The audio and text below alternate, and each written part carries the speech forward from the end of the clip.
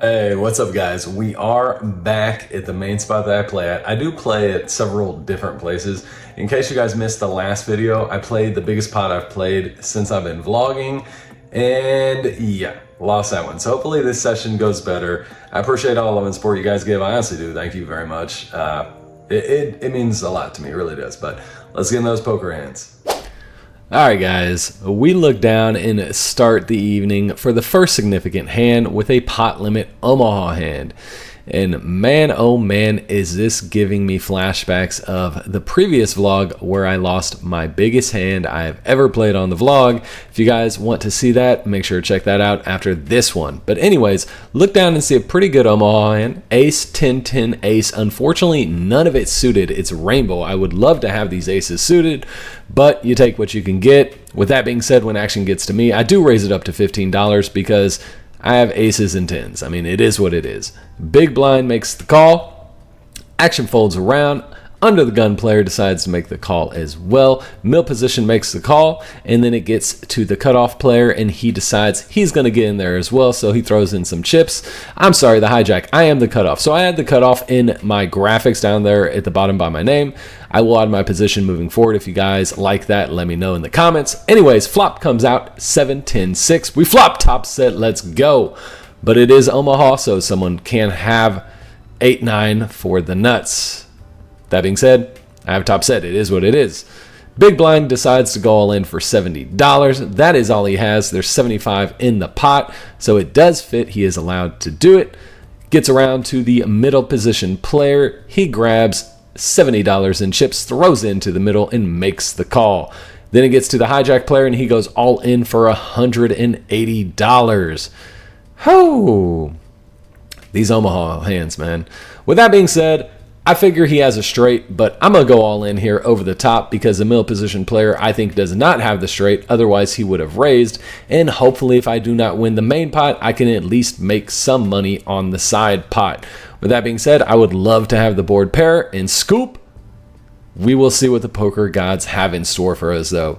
Middle player thinks about for just a second until he eventually decides, meh, I got too strong of a hand. I'm going to make the call here. And we have a big pot brewing, guys, for the first hand. 685 in the middle, and myself in the middle position player have $100 on the side pot. That is what we're looking at. If we scoop this entire thing, we will win $785. Not a bad way to start the night. I gotta be honest here. I gotta be honest. So the dealer is getting all the pots right.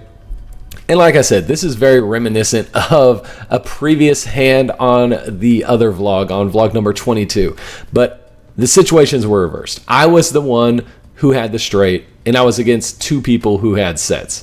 So that hand, I ended up losing. Somehow they ended up boating up, even though each of them had sets, had each other's outs. I mean, it just hurt. It hurt. But that's poker. That's Omaha. That's how the game goes. So hopefully now I'm on the other side of the variance where I'm the one who flopped a set against two people who have a straight, and hopefully I can hit. Hopefully this is my time. You would think with variance that's how it should go, you know? If they get there, then you should be able to get there. It just makes sense. But, you know, we'll see what happens. Maybe I get there, maybe I don't. I'm hoping I do. I gotta be honest. I'm hoping I do. And I know you boys got my back. Make sure you like so we compare the board one time for your boy. Turn comes out, and it is the boop, jack of diamonds, doesn't change anything, and then the king of diamonds on the river. We do have the ace of diamonds. Unfortunately, it was not suited, so we do not have the nut flush. It hurts. It hurts. I'm not going to lie, I troll here a little bit throughout the ace of diamonds, say I have the nut flush. I am kidding. I do not let anybody fold their cards. Flip over that, I have the set of tens. I was going to say top set. It's not top set anymore. Two of the players do in fact have the straight. No one has the flush. We are winning the $100 on the side, but unfortunately losing that $685 in the middle. Down to $100. Let's move on to the next hand, see if we can run it up. Well, getting crippled in your first major hand is never fun, but I put down a $5 button straddle because the only way out is through. I have to build these pots and hopefully catch a hand and then win so I can start climbing back. under the gun +1, raise it up to 10, look down and see ace jack offsuit, middle position player calls, gets around to the cutoff player, and he eventually decides to make the call as well. With $30 in dead money and all I have being 94 in total, I decided to ship it all in for the entire 94. Ace jack offsuit is going to be good enough for me for right now. Hopefully it's good. Hopefully we're ahead. Even if we're against a pocket pair, we're flipping, I'll take a 50-50 for a $94 flip. Not a big deal. With all that being said, everyone folds until eventually it does get to the cutoff player. He thinks about it for just a second. I also think if someone had ace jack beat, like if they have ace queen, ace king here, they're going to be raising more than just $10. So I feel like we're ahead, and in the worst case scenario, once again flipping. Cutoff does eventually decide to make the call, and we are going heads up to a run out in this $205 pot.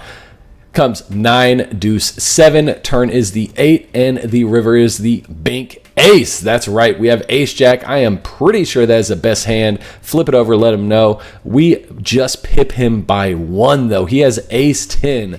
Got pretty lucky there because he turned open-ended. So faded all of that. $205 coming our way. On to the next hand. All right, guys, for this next hand, we do have a $5, and I decided to put out the $10 straddle. Look down and see a beautiful ace-king offsuit. Once again, this is one of those hands that if people raise, I'm just going with it. We're probably flipping, and if possible, we have someone dominated with our ace-king. They could have ace-jack, ace-queen.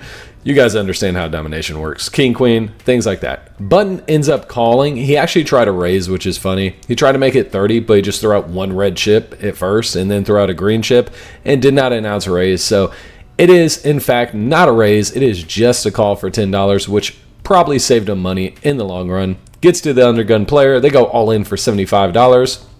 And like I said, I'm sticking to the plan. I go all in over the top for around $205-ish, something like that is what I had in my stack, because I got 1 green chip out there and it looks like there's 175 in reds. With all that being said, the button does go into the tank, looks at his cards like it's some long lost lover, like he just doesn't want to let him go. Just let it go, buddy, okay? You're not gonna win. Just let him go, okay? Kiss her goodbye. There's other fish in the sea. You know, as poker players, we get too attached. He eventually does announce he's going to make the fold. I tell him, good fold. I actually don't. I needle him. I tell him, hey, man, what are you doing folding? You could have tripled up here. Oh, I'm such a troll. Anyways, let's go to a run out. Hopefully we can win. We are up against ace-jack, by the way, in case you guys wanted to know. I didn't show that, but flop comes out, and it is 9-4-9. Turn comes a 3, and the river is the 5 of diamonds. So we do beat up ace-jack in this hand. It is the same player we just beat up with our ace-jack versus his ace-10. Feels bad. $160 coming our way. On to the next hand. All right, guys. For next hand, we look down and see pocket threes. We are in the big blind, and we get some callers and some action. In case you guys are wondering why there are not title cards, the one gentleman we are in 90% of the pots with during this vlog asked not to be on the vlog. He didn't want his face on there or anything like that. So out of respect to him, I am not going to be making him a title card. Just know that he's the person that we are battling with for pretty much 90% of the hands. I found out once I started editing. I didn't realize it during the time because these are just the hands that make the vlog. I'm in a lot of hands that don't make the vlog. Sometimes they fold on flop, things like that. But evidently the bigger pots we are in, he is also in. I don't know if he's gunning for us, if it just happens to be that way. It feels like it just happens to be that way. I mean, we each have pretty good aces when we get in pots together, things like that. So, you know, that's just the way poker is sometimes. With that being said, when everyone limps around, I decide I want to kind of charge them. And, you know, I don't want to go 50 ways with pocket threes. So I raise it up to $15. I can see you just checking here. That's fine as well. But for me, I like to go the aggressive route, and that's why I raised it up to 15. Middle position player does make the call, and the button player and eventually the small blind player call as well. So we will be going 4 ways to the flop. Not ideal, but at least we got a couple players out of there. Still, 4 ways, not the best with pocket threes. Hopefully we can spike a set. We'll see what happens. Flop comes out, and it is the, that's right, boys, bank king 3-4 with 2 hearts. The perfect flop. $60 in there. I check trying to get tricky here, which I actually think I should be leading out in this flop. I think that king smacks my range of raising pre-flop, so I think I should normally lead out. I didn't, and it checks through, unfortunately. Turn comes to 7 of hearts, does bring in the front door flush, but I'm not too concerned with it. I think someone would have let out possibly with a flush draw. That being said, I bet $40, and if I get raised, I guess I can put someone on a flush and kind of navigate from there. Action folds around to the small blind player. He throws in $40, making the call, and we're going heads up to a river. This pot has gotten up to $140, and once again, this is the player we are always battling with. Ace of spades comes on the river, changing absolutely nothing other than bringing in 2-5, I suppose. So when checked to me, I bet another $40. I don't feel like I have to go big on this river. I feel like I should do a milky sizing because I'm trying to get paid from a lot of hands, right? With that being said, he raised it up to 140. I pretty much instantly call because this guy is an action player. He's a gamble player. He could be doing this with 2-pair, ace 3, ace 4, ace 7, all those kind of cards. Unfortunately, that's not what he has. He has a flush. So he is going to be getting paid massively and gets everything that I've won from him all night in this one hand. On to the next one. All right, so after losing that $420 pot, we are crippled down to $60. I do $5 button straddle on a PLO hand. Look down and see Queen 9-9 Jack. Under the gun raises a 15, mill position +1, and the hijack player call. With a hand that is strong as this, I feel like I only have one choice, and that is to go all in for $60 and hope that the poker gods are forever in my favor. So that's what I do. Queen 9-9 Jack with Queen Jack suited. Not a bad Omaha hand. Once again, when I have $60 and there's so much action, I feel like this is a good hand to gamble with. It is what it is. We'll see what happens. I'm just hoping to win. Let me win this one, please. I've been, I feel like variance hasn't been in my favor, and then it happens with poker, Sometimes it's in your favor, sometimes it's not, but it's supposed to even out over the course of a lifetime of playing poker, and that's how poker works. Unfortunately, I have been at the downside of some variance lately, and once again, I know it happens, I know it will even out, but while you're in it, it kind of hurts. Under the gun player does end up making the call for $60. Gets around to that mill position player. He decides to call as well. Now we are waiting for mill position +1 to make the call. He doesn't think about it too long before he puts in the chips. Action is now around to the hijack player, and this is the player that tends to take a while. He is a thinking man's player.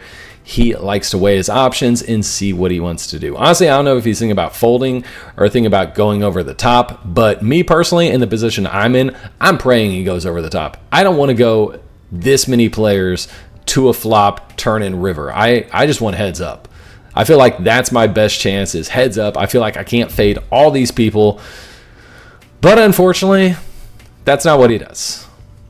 Eventually, after eons pass, he does decide that he is just going to make the call. So he flicks in some chips for the call. Okay, is what it is. We're going about 5 ways to the flop. Nothing I can do about it now.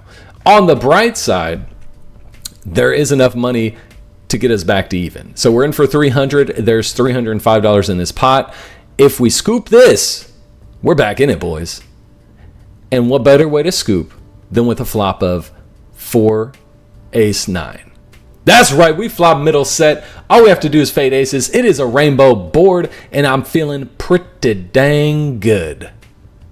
That is until the under the gun player bets, mill position player calls, and then mill position player +1 raises. Now, I'm not feeling as good about my hand. I mean, we have middle set, that's great, but he could easily have top set here. Do I think he would have raised pre-flop with all the action with aces? I do. I do think he would have done that, but you never know. Maybe he had weak aces or aces that weren't connected in the best way possible. Maybe, they weren't suited, so he didn't feel strong enough. Maybe he saw everyone was short stacked and he didn't want to go that many ways with aces. I don't know what it is, but it is possible. There is a realm of possibility that this player has aces, and that sucks. Because if he has aces, we are drawing to 1 out. But he could also have top 2 pair. He could have the case 9. He could have ace 9 for all I know. He could have ace 4 and think it's good. Okay, there's other possibilities. The only problem is there's no draws on this board. So unless he has like 2, 3, 5 and a complete wrap on the wheel, and he's just getting aggressive with a wheel wrap, oh no, we're not beating too much. Hijack player does eventually decide to fold. Thank goodness. Yeah, he like I said, he takes his time. He takes his time and he thinks, okay? Make sure he's going to make the right decision. Under the gun player makes a call. Middle position player decides to fold his cards because it's getting a little too crazy out there. Can't say that I blame him. This line looks extremely strong. With that being said, the turn comes the boom, ace of hearts. Very less likely he had top set, but it is more likely he had a hand like ace 4 or ace 9 now. I know it would be the case 9 and it doesn't make much sense, but this is Omaha and these things happen. Ace 4 is a very strong possibility. Middle position player is not deterred. I'm sorry, under the gun player is not deterred. She is counting up some chips and she is putting out a bet even though she was raised on the flop. Middle position player had called and the river is the king of diamonds. So now pocket kings beats us as well. However, I don't feel that that hand is too likely. Player could have had ace king though, and then once again that is another boat that beats us. Ugh, it's not feeling good for your boy. I'm not liking life right now, and unfortunately when the middle position player bets and the under the gun player calls, they turn over their cards, and the middle position player did have ace 9 4 for a mirror on the flop, turned a boat and beats our 9s full. All we had to do was fade 2 aces. That's literally all we had to do. The 4 would have been no good. But unfortunately he hit one of his 2 outers and he is scooping this pot. GG to him. Time to reload and on to the next hand. Alright guys, reloaded for another 300, in the game for 600. Look down from the low jack at ace queen offsuit. I raise it up to 15. It's ace queen offsuit. Need I say more? Okay, it's a good hand. I know a lot of people are like, oh, ace queen, that's a parking lot hand. That's a parking lot hand. It'll send you to the parking lot broke. I mean, any hand can send you to the parking lot broke. Aces can send you to the parking lot broke. It's just an all on how you play them, guys. Come on. Anyways, we do get the small blind and the middle position player to make the call, so we're going 3 ways to this flop. Just so you guys know, small blind player's action and she likes to bet. Flop comes out, queen 4-7 rainbow. We flop top, which is a pretty strong hand if I do say so myself. Outside of pocket 4s and pocket 7s, we pretty much have this board locked up. Small blind bets $10, middle position makes the call, and I say, we're raising it up. I make it $35 to go. And the small blind player, the action player of the table, she is not afraid of anything, especially this little itsy bitsy raise. So she puts in the call, middle position player does get out of the way, $125 in the pot, and I'm going to try and grow this pot to get all my chips in by the river. Queen of hearts comes on the turn. It is small blind player's turn, and she bets $10. Again, not afraid of me raising her on the flop because, you know, no way I do it again. But I do. I raise it up to $60 when she leads out for 10. She does make the call. So at this point, I'm thinking she probably has a queen, and I'm probably getting paid outside of a clean run out. I mean, she got king, queen, jack, queen 10. 10 of hearts on the river. Hopefully she doesn't have queen 10 though, you know? Like, I mean, what are the chances? What are the chances? She checks to me, and I don't care if she does have queen 10. She getting all my chips. I bet $125 because you can't fear the reaper, boys. If they got it, they got it. You pat the table twice. You say nice hand, and either you rebuy or you go home. Those are the only 2 options. With all that being said, she doesn't snap call, so I know I'm good. Ace queen is the nuts here. No way she has me beat, right? Like, right? There's no way. There's no... All right, she calls. She calls. There's no way. There's no way I lose this hand. I flip over my ace queen. What does she have? She's waiting. Come on, you can't beat ace queen. Like, can you? Like, ace queen's good here, right? Like, it has to be good. There's no way. There's no... Right? Right, what's she have? What's she have? Oh! She flipped it over, guys. It's okay. She had pocket deuces. We won. On to the next hand. All right, guys. It's nice to win a $495 pot. This is the final hand of the night. There's a $5 button straw. Look down and see ace 4, ace deuce with the ace deuce of clubs. Small blind calls. Big blind calls. Pretty much everyone's going to call this $5 straw is basically what I'm getting down to. So I have lost a little bit of money since that win. It's kind of just trickled away here and there. Nothing crazy, just like 25 here, 25 there, 30 here. It all kind of adds up. Yeah, it is what it is. Action gets back to me. I pot it for $35. No one seems to care how much I make it though, because one by one, they do eventually all make the call, which is good and bad, right? It's good because the pot is nice and big and fluffy, trying to get back to even. It's bad because you don't want to take aces 500 ways. It's just more cards to fade. It's harder to do. Bunt makes the call. Small blind makes the call. Then we're getting around to the big blind player. She has been the action player of the table that we have talked about, as well as my other buddy that asked not to be on camera. Neither one of these players wanted to be on camera, so that's why we have not had title cards. They've been in like all the pots. So, next week we may have title cards. I don't know. We'll have to wait and see. Big blind makes the call. Under the gun player decides he's going to gamble with us. He makes the call as well, and action gets back around to that hijack player. There's no way in God's green earth that he's going to fold with this much money in the pot. He puts in the chips and he makes the call, and we're going 6 ways to the flop with single suited aces. Please be something good. Flop comes out and is 3 king 3. There's $205 in the pot, and basically I have pot behind. I have 215 behind. So that's how much I'd gotten whittled down. It hurts. It feels bad. Action checks around to me, and I announce I am going all in. Yes, this is a pot limit game. I have $10 over the pot. The table was okay with it. They let it, overhang by $10. So all you professionals and people, oh, it's a pot limit game. You can only bet 205 and you bet 250. Yeah, I did. Okay, it's a private game. We let it overhang by 10. Calm down. This isn't a casino. It's chill. We're all friends. No one's sweating an extra $10 in this $205 hand. I mean, technically it's more than that because my money's already in there. It's what is it? 215 plus 205, that's 420 in there. Oh, 420, huh? Blaze them if you got them, boys. Anyways, never gonna get monetized at this rate, but that's life. Action gets around to the hijack player. He said, hey man, you want some action? He's a good guy. He's a gamble guy. He's a good guy. I was like, man, it's up to you. It's what at this point I know I'm ahead. He doesn't have pocket kings. He doesn't have pocket threes. He's not gonna slow roll me like this. He's not that kind of guy. So I was like, it's up to you. Whatever you want to do. He's like, all right, I'm gonna call. I'm gonna give you action. If you win, I'm going home. He's like, I'm done if you win. If I win, I'll stick around. You can rebuy. I'll get you more action in the future. I'm like, all right, cool, man. I appreciate it. Pot's up to 635. If we win this, we'll be even. Turn comes the 7 of diamonds, and the river is the 5 of hearts.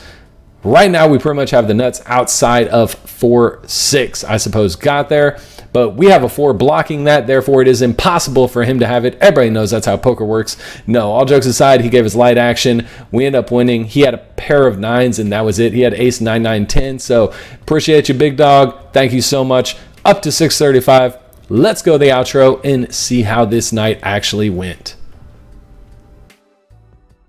All right, guys, so it was a swingy session, ups and downs. I feel like my sets never did anything except for lose. I could never boat up with them, so I ran into flushes and straights with my sets. That kind of hurt, but it is what it is. We got action at the end, got back to even, and that's how we ended the night.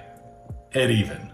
No cheese, no loss, just a boring, even night. I know, these vlogs have been like $1,000, $2,000, like huge swings, but sometimes you just break even in poker, and I'll take that after I've had a few losses. So appreciate the love and support, guys. I hope you enjoyed that one, and if you want to, click on the screen. YouTube seems to think you'll like that video next.